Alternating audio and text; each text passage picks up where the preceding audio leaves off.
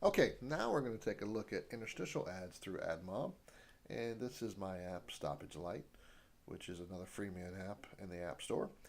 And I have interstitial ads on here. I used to have banner ads, and I took them off and went to the interstitial ads because statistics show that chances are you can get a higher amount of revenue from interstitial ads than you do from banner ads.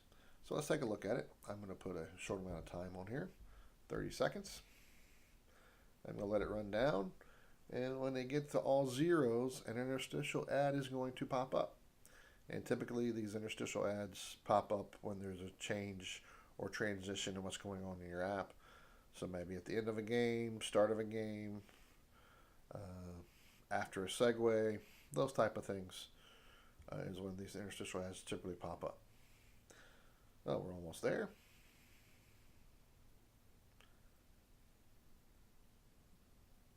And there you go.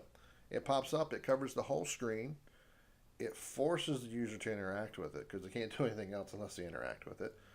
Unlike a banner ad where it just kind of sits down there at the end of a table view. Um, and they may interact with it, they may not. With the interstitial ad, they definitely have no choice but to interact with it.